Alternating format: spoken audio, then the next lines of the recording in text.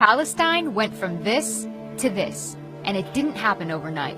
Up until the early 1900s, Palestine was part of the Ottoman Empire, a religiously diverse land where Muslims, Christians, and Jews lived alongside each other. Then, things begin to change, with the start of the Zionist movement in Europe calling for the establishment of an independent Jewish state, ideally in Palestine. The first wave of European Jews start to immigrate. By the end of World War I, the Ottoman Empire collapses and Palestine is under British rule.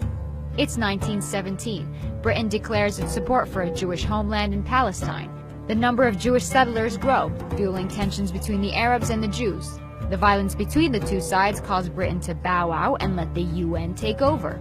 The UN approves of a plan to split Palestine into two states: Jewish Israel, Arab Palestine. The city of Jerusalem, which is sacred to Muslims, Christians, and Jews, is now a UN-controlled international zone.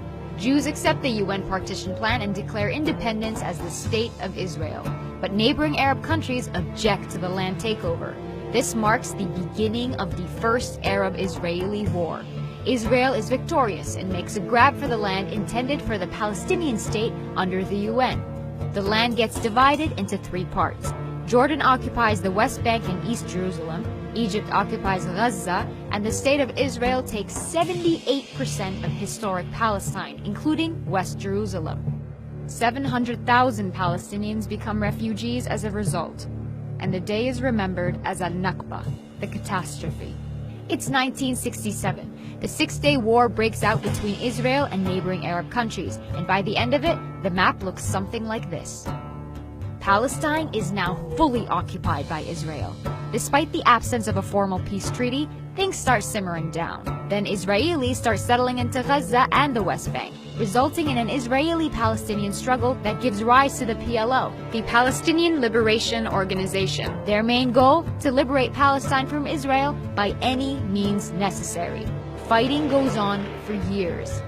The PLO eventually accepts dividing the land between Palestine and Israel, but the conflict doesn't end there. More settlers make their way into Israeli-occupied Palestinian territories. The international community considers this illegal. The frustration of the Palestinians leads to an intifada. As a result, Hamas is born, a political movement determined to fight against Israeli occupation of the West Bank and the Gaza Strip. The United States, Israel, and the PLO signed the Oslo Agreement to split the West Bank into three sections. Area A, under full Palestinian control. Area B, under joint Palestinian-Israeli control. And Area C, under full Israeli control. But the solution creates a problem. Area C contains the majority of West Bank's agricultural land, water, and minerals. Palestinians have limited access to these. Further peace talks prove unsuccessful. Palestinians lose hope, resulting in the second intifada, and Israel begins building walls and setting checkpoints to control Palestinian movement. It's 2005. Israel withdraws from Gaza, but continues settlements in the West Bank. Hamas gains power in Gaza and splits from the Palestinian Authority, seeing it as being too secular. The West Bank and Gaza are now under separate leadership. Israel imposes a blockade restricting any form of movement by land, air, or sea. It's 2017, and this is the current situation of Palestine.